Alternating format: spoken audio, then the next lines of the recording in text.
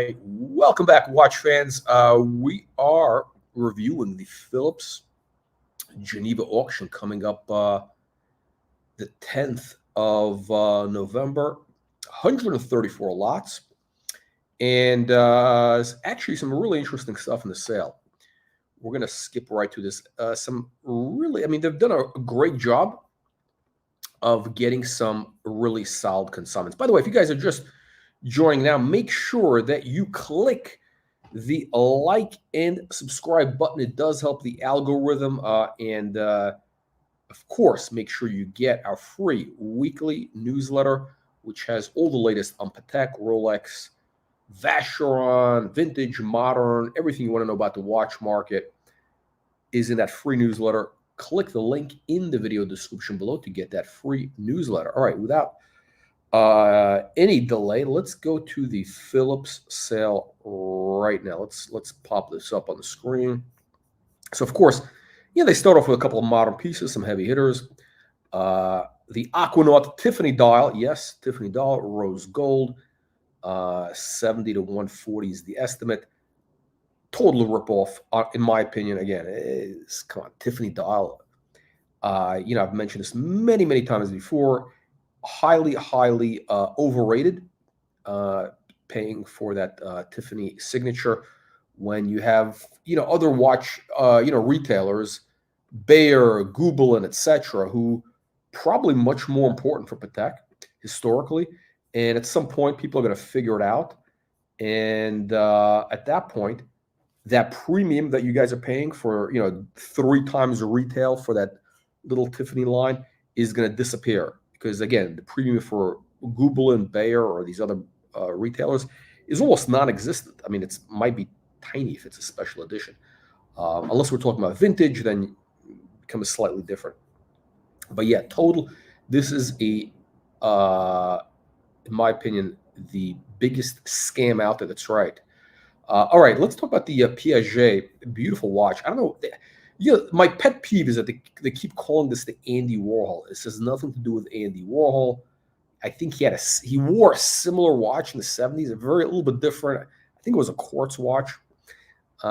This has nothing to do with Andy Warhol. I don't know why they keep using that name. I mean, they're really trying to ride the coattails of, like everybody's trying to ride the coattails of artists these days. You get the Basquiat families whoring out Basquiat's name, licensing it on everything. Probably going to ruin his legacy. Also a little bit of an overvalued guy, but this is a beautiful watch in the malachite. Piaget does a beautiful job with stone dials. Again, white gold malachite. My favorite one that they have actually is the meteorite dial in this kind of setup, 23 to 46. I think one of these sold for about 30,000. It doesn't look that good with white gold. It just doesn't really look that good. White gold and malachite, yellow gold, rose gold. I get it, not white gold. All right, let's get to the interesting stuff here.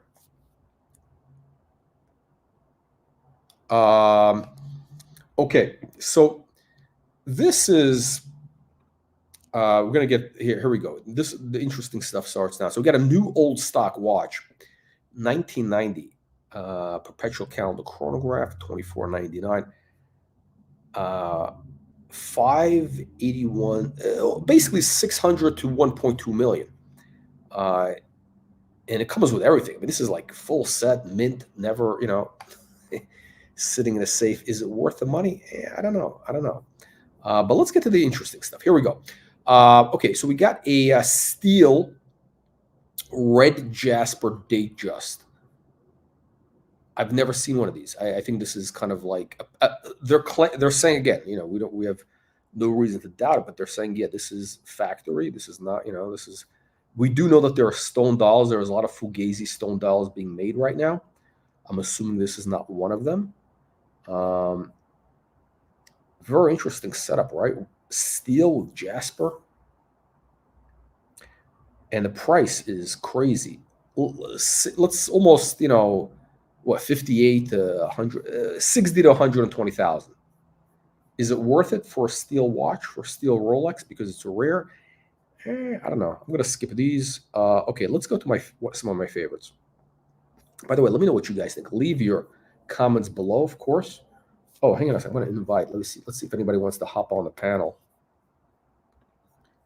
I should have invited Bruce Lee. I don't know if Bruce has time today, but yes, anybody that wants to join. So we have Ed Blair saying, "Don't be a window looker." That's right. The secondary watch. Not quite. Not quite. Stuff is actually selling. I mean, you see what's going on, right?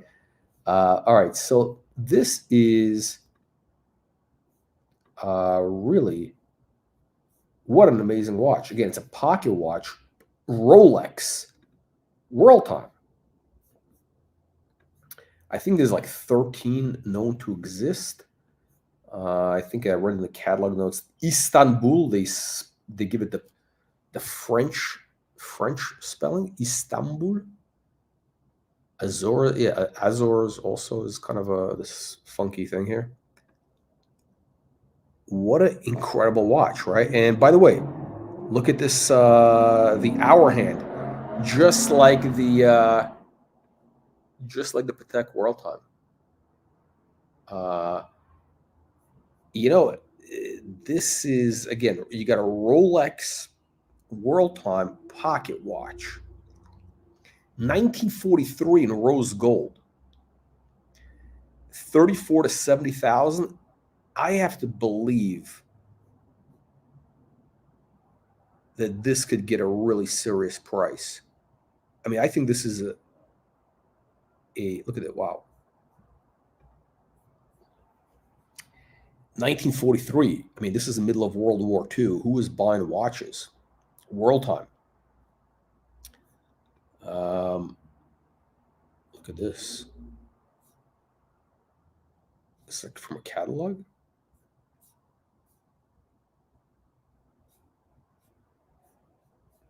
Yeah, this is an amazing watch. This is probably going to go for a crazy price. Why can't this go for 100 grand? I mean, this is, if it goes for 100 grand, it's worth every penny. I mean, you'd have to be really stupid buying this. Again, the red Jasper, I mean, it's a simple watch. Nothing historically important. Okay, you got a stone dial, big deal. Oh, you got the Paul Newman Daytona, big deal. Nothing special about those. This is special. And by the way, the pocket watch, I think I mean, look, they're coming back. This is historically important. Really is. One of the most interesting lots in the sale. Okay, let's go to another Rolex. Very special Rolex enamel dial. Enamel dial. Apparently, there's only like a couple of these out there. One of them was owned by, John Goldberger or Montanari, whatever he calls himself. And let's talk about this watch. So you have a unique case. It is a Rolex. You got a unique case. It's not really the oyster case, right?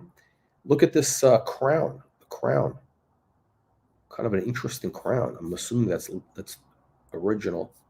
The enamel, I don't know. We've seen one of these go before. What is it? Back a couple months ago in the spring auctions, I think. But that was an oyster case. This is not an oyster case, so it's a little bit. Oh, there we go. A little bit more rare. In terms of the enamel, the artwork, the quality of the art, it's okay. Nothing great.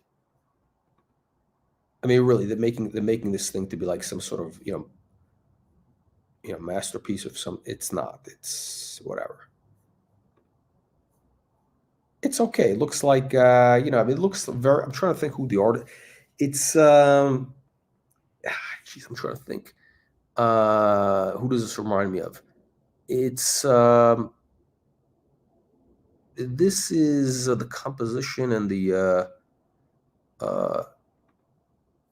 the design is I'm trying to think of who it's inspired by something from, I think, the 30s, from the 1930s to 50s. I'm trying to think who it was, but anyway, this is 1953, so it looks kind of right on, period. But the price, 350 to 700. 350,000 to 700,000. I don't know. That seems kind of ambitious and aggressive for what this really is. Again, just a plain, basic movement. You have, obviously you got this slightly different case. There's a few of them out there known to exist, only a few.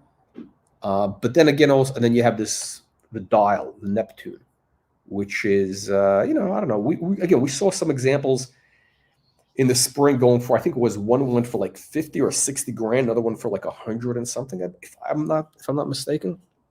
Again, but we've done videos on those. Very interesting. And you know what? If somebody collected a complete set of these enamel dolls, that would actually, I think, give it more value. But by itself, is it really worth 300? 350 to 700,000? That's all. I don't know. There's better things out there. For example, the World Time, I think, is a much more interesting watch. That World Time pocket watch. Okay, we got a Vianney Halter, FP Journe. We got a Derek Pratt. Where is Bruce Lee? Where is our friend Bruce Lee when we need him to talk about this? He knows all about this stuff. We have a video on this he did where he commented on this. And Derek Pratt, the very important watchmaker. He explained the whole thing here with this special movement that he did. I don't really understand it. I'm not a movement guy. Oh, there it is. It says, see, okay. So you see, it says Derek Pratt invented. Okay, that he invented this movement basically. So it does have that FP Journe vibe. 2022. I think didn't he die a couple of years ago?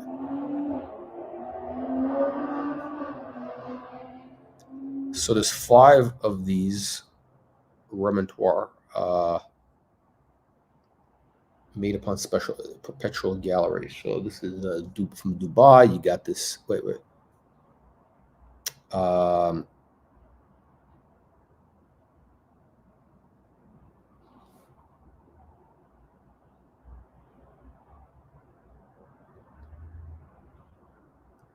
So this is the first ever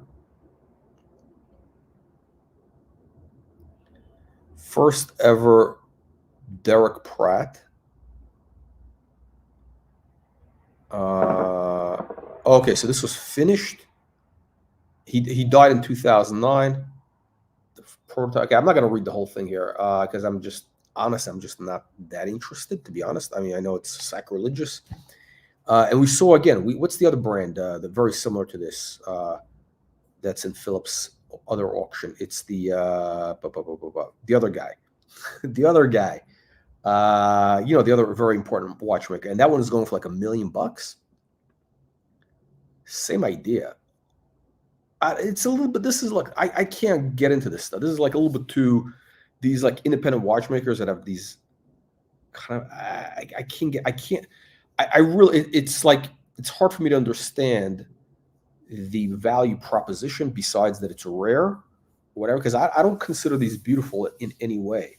Like this, yeah, it's okay. I mean, I guess it's okay. I don't find anything aesthetically pleasing about it. You got these Eastern Arabic numerals. Okay, for its Middle East market, whatever. Okay, so let's move along.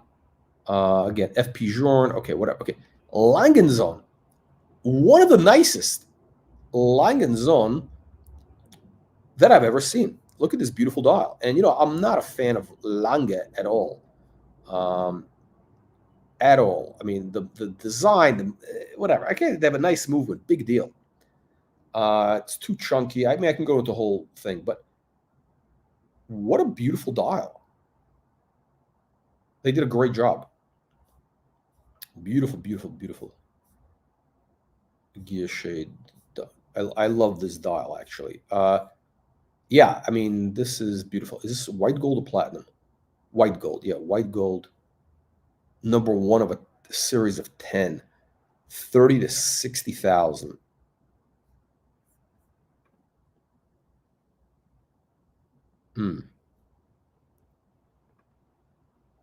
Really nice looking watch. I mean, if you have to get a Lange, I mean, I think that one is, you can't go wrong. Again, I'm not here to give investment advice here, but okay, you get this weird Cartier. Cartier is really, really overhyped right now, extremely overhyped. But then you have this weird oblong and concave watch. The dial is one of the ugliest dials ever. Really tacky. 23 to 46,000. Let me tell you something. 5 years ago, 10 years ago, you would not be able to give this watch away.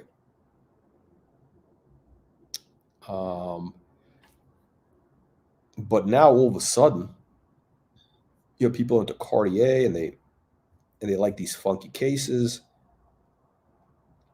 How many of these were made? I don't know. This kind of biomorphic shape. Really ugly, to be honest. This is total dog with fleas. But let's see here. Oh, it's a ladies' watch. Makes it even worse. That limits the market. So Cartier has authenticated this.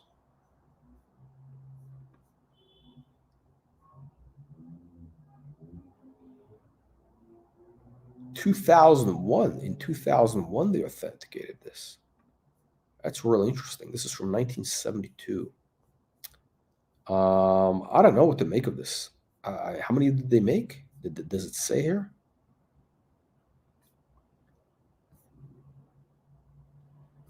They're not saying this. You know who would be a buyer of this? Although this is kind of an ugly watch, is our good friend Crazy Kirby, aka Vintage Hannah, on Instagram.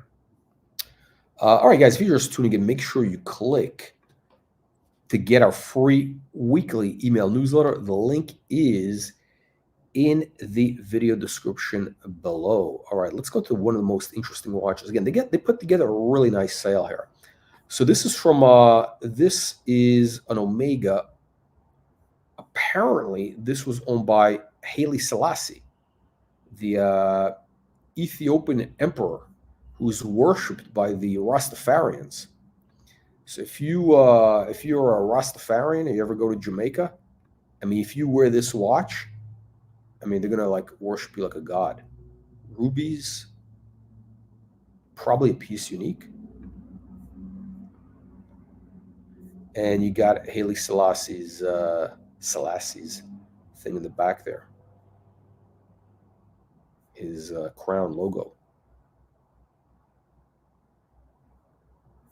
So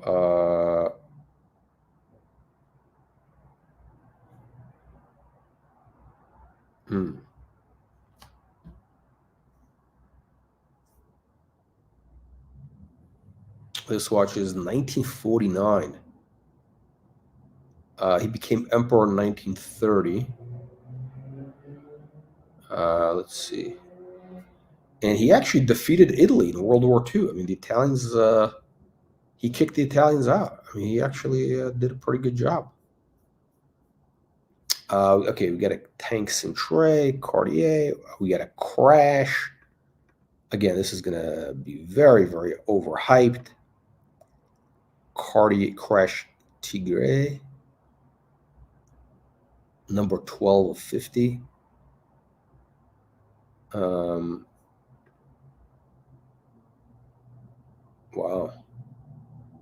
So this is basically a flip. That's what this is. Okay. Now, something interesting. We got a Datejust lapis dial in white gold. That's an interesting combination. Again, they're claiming that this is all original, factory, legit. I'm only saying that because there are a lot of fake stone dials going around. But hey, if Phillip says it's legit, we'll have to go with what Phillip says, right? White gold. This is interesting, much more interesting than the Jasper, because at least here you have. Oh, I think this is this a This looks like a presidential. Yeah, it's a president bracelet. Wow, weird. So you got a president bracelet, white gold, and the lapis. Could this have been put together? I don't know. It's very light. I mean, there are, I don't know. This is did they did they do? They just, I think they did. They've done. Yeah, they did different things, right? It's possible. Who knows? But again, I don't know. It's just not that interesting. Again, this is one of my favorites. The what do they call it? The octopus. They call this the octopus because it looks like the octopus. The octopus arm. And again, it's an acquired taste, but wow. The workmanship is incredible. I mean, this is like really over the top. You get the white gold with the yellow gold. You got gem set, diamonds, beautiful diamonds here.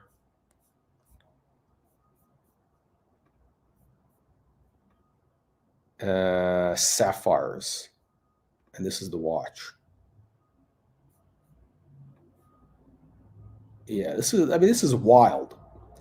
The only thing I don't like is, again, I never like these bezels with the little round diamonds in them. Just, I don't really like it that much. This is a wild, wild and crazy watch. Probably undervalued for what it is. The bracelet is crazy. Anyway, 84 to 160. I think these go for like, in the 100s, mid 100s.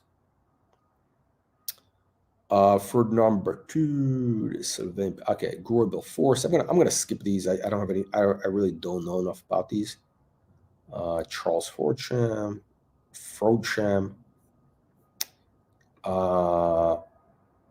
Okay, so we got an ellipse, a Patek. This is one of the more unusual Patek ellipses.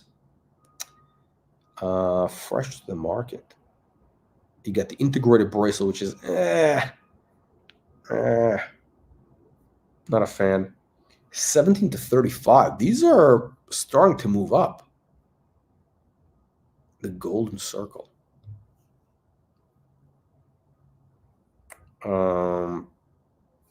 So the issue I have with this watch is, for an ellipse, I think it's sacrilegious to have a date. To have a date window, it's really sacrilegious. The other issue I have is, this whole thing with this integrated bracelet. I know it's hot, and I'm kind of a fan of it, but I don't think that style is here to stay. I think it's having a moment, but it's, for many, many reasons, this is you really want to avoid those. I mean, maybe you want to try it out, whatever, but you really don't. You don't want it. Okay, we got a very rare Audemars Piguet triple calendar. And what makes this interesting, so you've seen these, right? You've seen these. Actually, they make something very similar now. I think they call it the Jules Audemars, which go for like, I don't know, 12 grand they were going for. Now, this one was retailed by, you see at the bottom, it says L'Emeraude. So basically, this is, I think, 1920s. And again, the retailer was much more important than the manufacturer. That goes to show you. And apparently they're still around in Lausanne. I was in Lausanne. Was it in Lausanne or the other place? I don't know. Anyway, the place next to Geneva, the lake. Not the one by Zurich, the one next to Geneva. Is that Lausanne or Lucerne? Lausanne, Lucerne, tomato. No, I think I was in Lucerne. Yeah, I think it was in Lucerne. Or no, I remember, but the water was amazing. The tap water was amazing. It's from the lake. It was the best tap water I ever had in my. The tap water is at Lausanne or Lucerne, whichever one it was. The mountain water, the tap water was better than Fiji water. It was great. So this is again quite rare, and apparently they Audemars serviced it. 58 to 116. You know, you're getting a historical piece here, 1925. Let's keep going. 5402 steel. Okay. Kanjar. Okay, we've seen those. Audemars Piguet Jumbo Royal Oak. I love this. 45 to 70. Yellow gold. Beautiful champagne dial. Look how good the champagne dial looks here. It's so much better than a gray dial.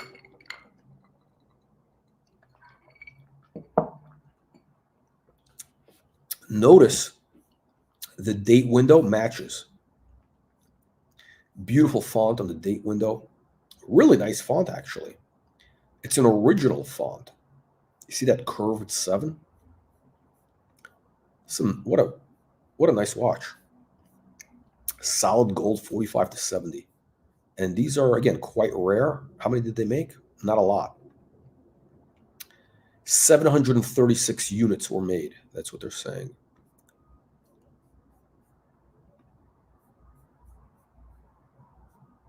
Of the yellow gold. Romain Gauthier, okay, I'm going to skip past these independents. I don't really have anything to say unless somebody wants to comment.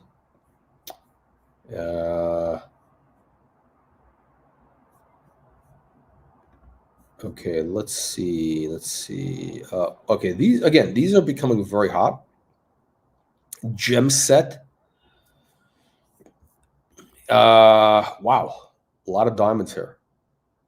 Look at this. Incredible. This is the type of thing we did a video on. Was that the Bhagwan Rajneesh Osho? This is the type of thing that he'd be wearing in the 80s. Exactly this type of thing. 30 to 60,000.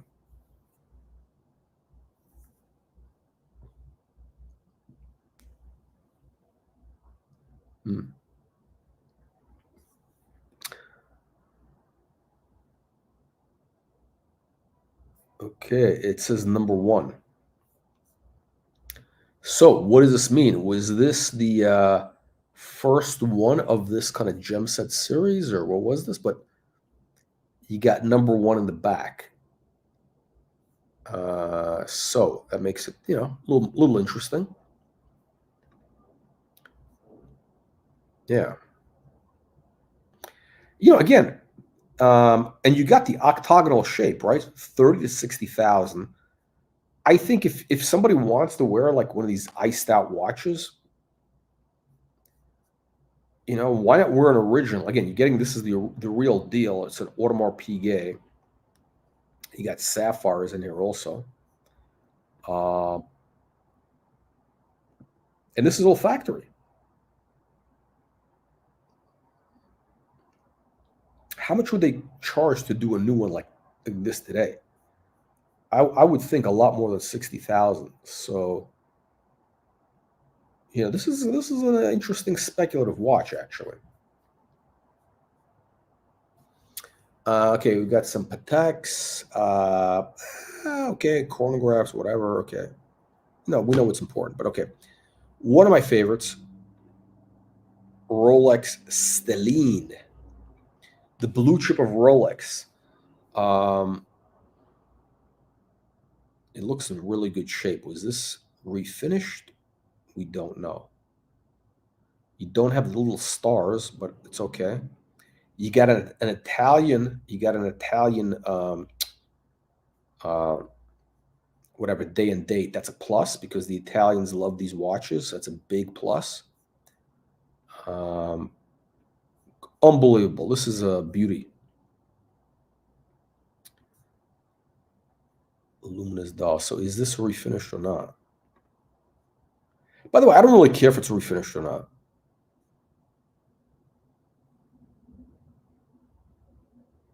Oh, okay. Okay, so they're claiming, okay, this was, okay, discovered in Bologna, as into by the Italian cat, yeah, and it's on the original, the grandfather of the consigner, a man of highly discerning taste, remarkable, far-sighted. The consigner recalls how in the 1980s, his grandfather more than once told him, take care of the watch. It is one of Rolex's most complicated watches and it will one day be collectible. Okay, well, that's nice. So that's a nice little story. Okay, so basically, this watch was originally purchased by this guy's grandfather, okay? The consignor's grandfather. Look how the condition. The condition is impeccable. And the guy told him to take care of the watch. Apparently he did. His grandfather in the 80s. Wow. So if you bought this in the 50s in Italy, you were a high roller. If you bought, you would have to be in like an Agnelli or one of those guys, 1950s. This would have been the watch to have in Italy. Yeah, this would have been the whole La Dolce Vita. I mean, again, it doesn't get better than this. You got the Italian date and date, great condition. $465 to $930, $500,000. Is it worth it?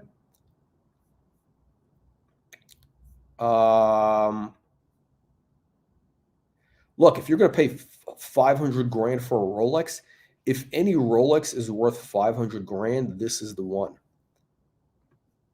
I think it is worth it, actually. 500 grand. Again, compared to all this garbage that they have, the Daytonas, I mean, this is the real deal.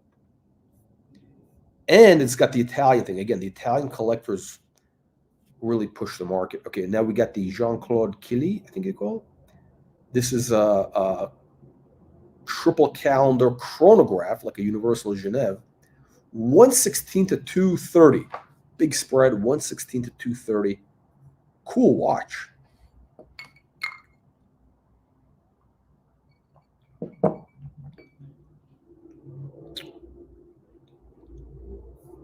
Really cool watch. Yeah, I'm just not into steel watches and the tomato can bracelets that they had back then. I would much rather have a strap.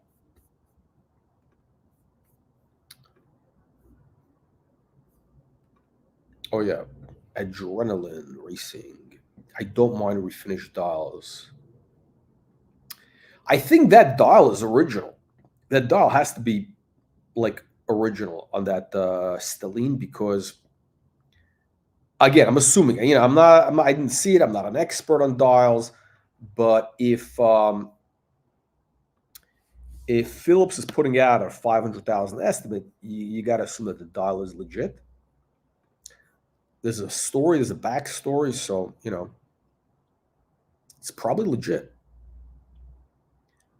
Okay, so this is a Chinese Vacheron. We know our good friend Bruce Lee has one of these, The Return of Hong Kong. Now, this one depicts the travels of Zheng He. Okay, so some sort of Chinese explorer, circa 2010. Again, limited edition for the Chinese market, 23 to 46,000. Again, very limited to China. China.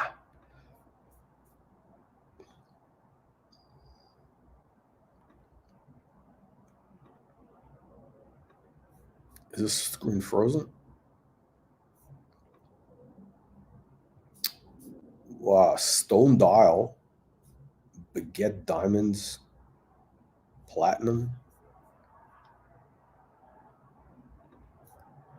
80 to 160 Daytona. Okay.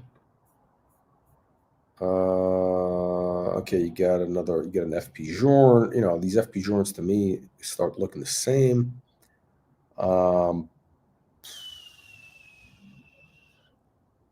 They Beta 21 Rolex, quartz Rolex, 1970, 39 millimeter. Wow, this is very, very rare. And look at this bracelet. It looks almost like a little bit like that King Midas. Number 192. Oh, and it's white gold. This had to have been inspired by the King Midas.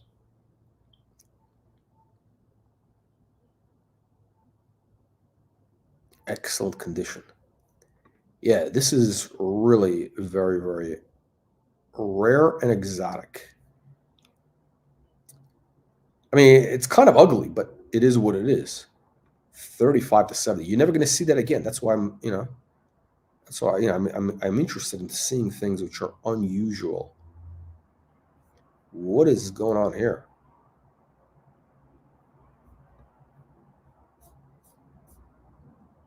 Oh, okay. I thought something was going on with that moon. All right, perpetual calendar chronograph, whatever. 1951. It's 600 to 1.2 million, right? These are very hot, right? Pink gold. Pink gold. Let's get to the interesting stuff. Wow, okay, so this is steel. You don't see these in steel, so hence the price. 400 to 800,000, circa 1942. Wow. Again, interesting. Okay, now let's pull up something else interesting. Kind of a dog with fleece. I mean, this is ugly. I like a couple of years ago, you would not have been able to give this away. 18 months ago, even. You got baguette markers here. Look at this ugly case and everything. Vaguely inspired by like this monstrosity between the ellipse and the nautilus. A couple people did variations on this. This is like a hot mess. It's not that bad, to be honest. The dial is ugly. I mean, the dial is outside of the baguette markers. It's just a hot mess. These hands that they're trying to do like a sports watch. We saw this on that turnograph that they did.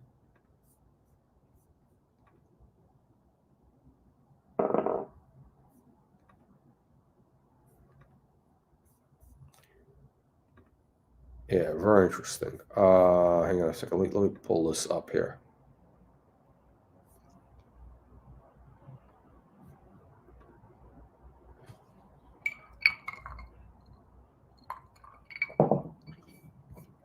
Stand by.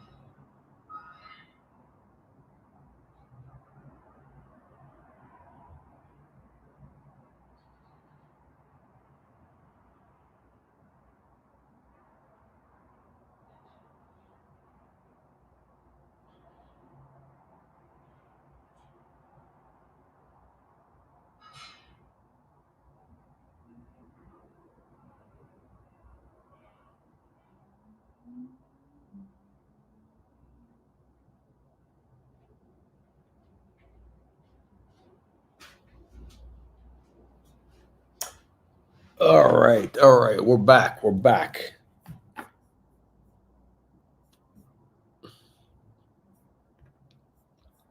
Okay, let's move on to the next one here.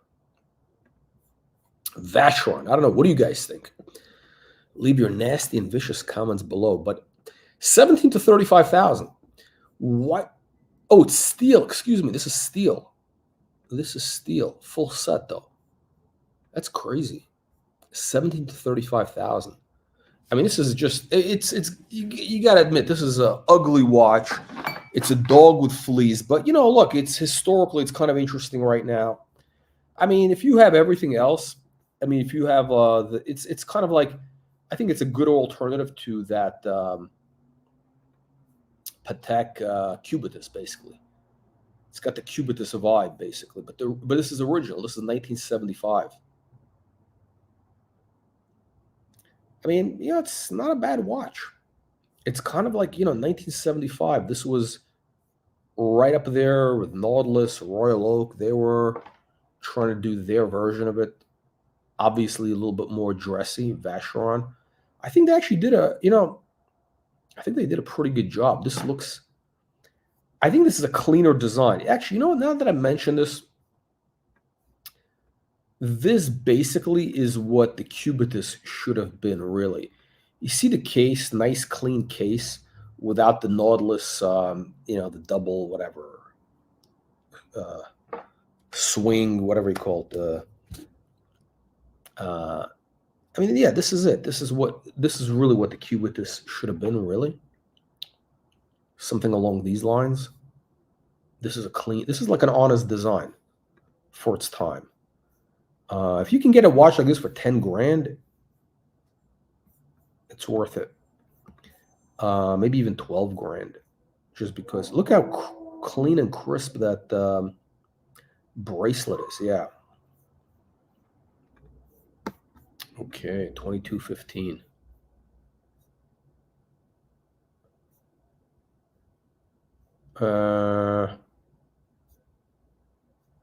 Okay, and a jumbo two-tone, pretty nice. Except, I don't, again, the champagne dial I think is so much better than this original gray dial that they did. 1979, 30 to 60,000. Very good condition.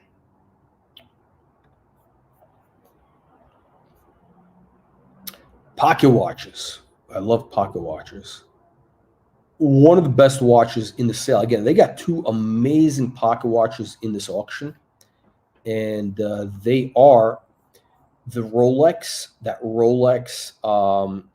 World Time, and this perpetual calendar minute repeater, black dial, yellow gold case, minute repeater. Let me repeat again.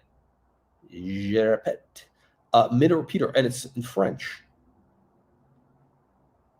There you go. Stunning. 1925, 1938. So what did they do? They made it in 1925? Oh, yeah. Wow, they made this watch in 1925.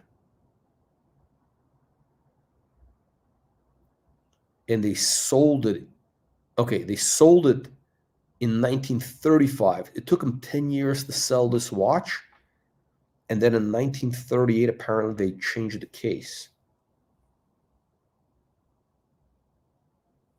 And they upgraded the movement in 1938.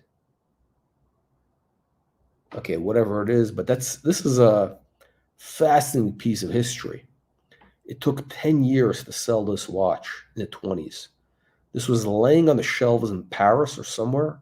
Oh, well, could be in Geneva. It took them 10 years to sell this. 173 to 346. I think it's worth it. I mean, 250 for that watch. Jules Jurgensen, 1940s. Platinum. Minute repeater. Huh.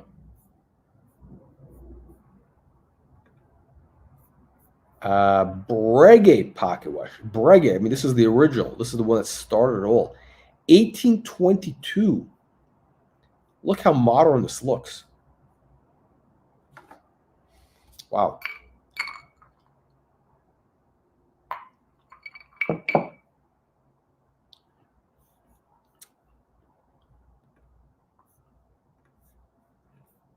Beautiful. And it comes with a chain.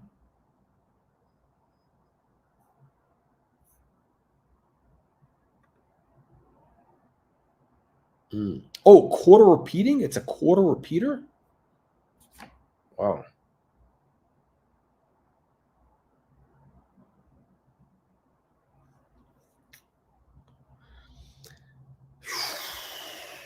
I mean, this is the real deal. 23 to 46,000. Seems like a good deal. Am I missing something for Breguet? That seems like a good deal. Original Breguet, 1800s. All right, guys, make sure you click that like and subscribe button. This channel does need, we rely on your support. We need all the help we can get. Get a free weekly newsletter. Click the link in the video description below to get a free newsletter. Check out our incredible website, watchreporter.com.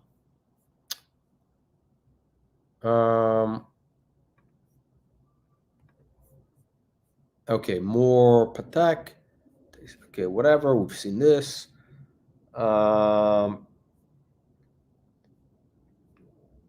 Okay, we've seen this stuff. Wow. Again, I call this the blue chip of Patek. Incredible case, the perpetual calendar. 1972. Why is this so cheap? something. Am I missing something? Somebody needs to explain to me, why is this cheap? This should be like 250 grand. Why is this only an estimate of 93 to 186? What is going on here? This should be like 200 and change, right? Like, is this, like, what is going on? If somebody knows about this, they can please leave a comment. Why does this watch have such a low estimate? 3448.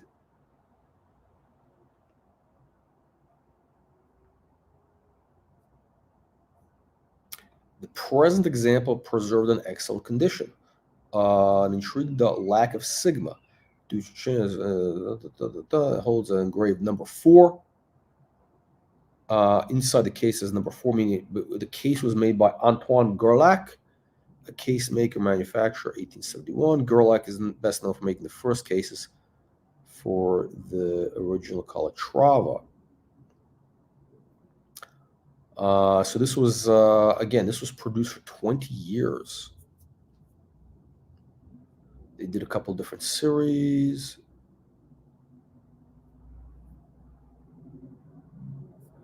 I don't know. Why is this so cheap?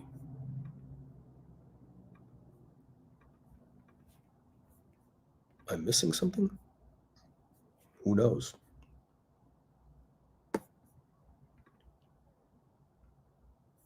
All right, let's go back to, let's get back to, okay, we're going to close it out with some interesting watches here. Patek Calatravas. Let's close out with 2 Calatravas. This one here, 1953. Look at the beautiful lugs. Look at those lugs. Dolphin hands. I mean, this is everything you want. Everything you want.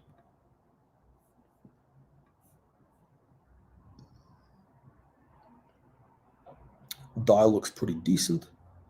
I don't know. Could be a little dusty. Could be a little dusty.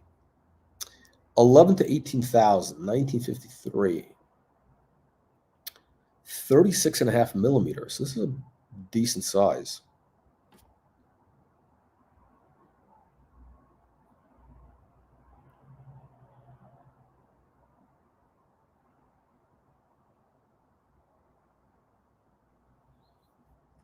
So they're saying it's the first time this watch has been offered at auction. Wow. No, who cares? I mean, well, no, who cares? But, you know, realistically, most of these watches, it's the first time they've been offered at auction. It's not like it's a work of art or something that's been around for 500 years. I mean, most of these things are just, you know, just the way it is. Asprey. Okay, now we're talking. So 3433.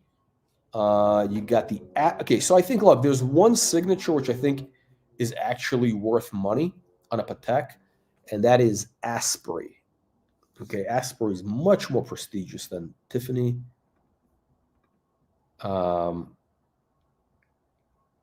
problem is this watch is, you know, kind of like a basic, you know, Calatrava, 3433, 18 to 34,000. I think without the Asprey, this would be what, like a $12,000 watch? It's really nothing that special. It's not. There's a lot of these out there. But the Asprey thing does add value. Oh, hang on a second. Okay. And we're going to close out with a rainbow. Rainbow Day Date, 1983. An extremely rare, spectacular, and important. You know, seriously, this is really embarrassing. I mean, Phillips, the catalog, who's ever writing this stuff, and whoever approves that these catalog description, I mean, these are so amateurish. I mean, this stuff it's embarrassing.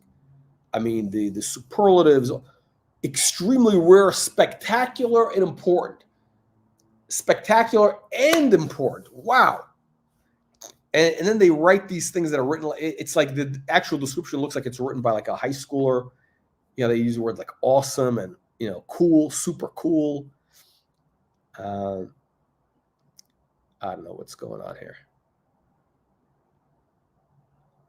I don't know. It's like I'll put it this way. I think. Let me. Here's what I would say.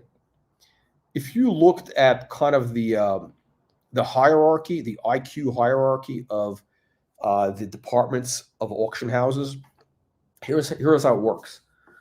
The people with the highest IQs, the most intelligent, best educated people at the auction houses are the people in the old master paintings department. After that, it could be 19th century, maybe then an impressionist, then modern. Contemporary is, kind of like mid-range IQ, just regular guys who just happen to, do a little reading. And then you have the design department, okay? After that, it's the watches and maybe cars. But the watch department is the lowest IQ. It's really the dumbest people at the auction house. I'm sorry to say. And again, I'm sure they're very nice people. I'm just telling you that, they're not the brightest tools in the shed. And I'm not telling you that, I'm the brightest tool in the shed. Listen, I know the thing that I like about anytime you're dealing with like old master paintings, either dealers, auction houses, or collectors, it's such a pleasure because you're dealing with people who are usually smarter than you. I like dealing with people who are more, I mean, it's like, when you play tennis, you're supposed to play tennis with somebody better than you, or sports, whatever. You want to be challenged. You want to improve yourself. I want to be around people smarter than me. That's what I like. I like to be around people who are smarter than me, better IQ, better educated.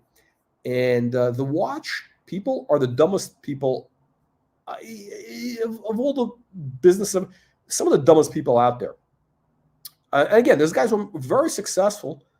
Again, guys making millions of dollars, but they're really dumb. They're just not that bright, and you can see it from these catalog descriptions.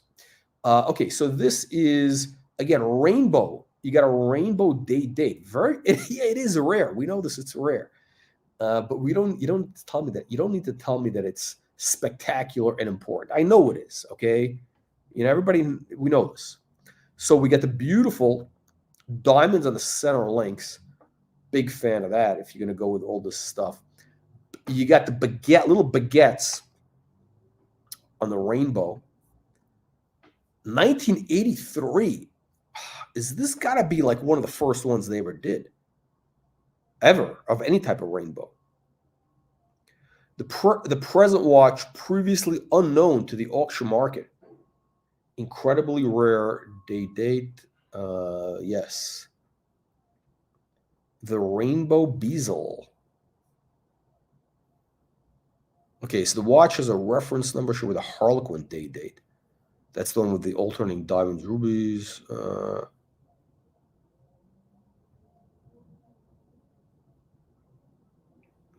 present model is a direct inspiration behind the beloved date. The Daytona. Yeah, so this must have been, I think, okay, so what do they have? They have a Daytona. So they got a Daytona, a rainbow Daytona coming up also at Phillips, which is the first ever rainbow Daytona. But that watch is early 90s, I believe. This one here is like 1983. Who is doing this? Nobody. Who invented this? Look at the condition. It's got oxidation. I mean, it's like mint condition, sitting in a safe somewhere.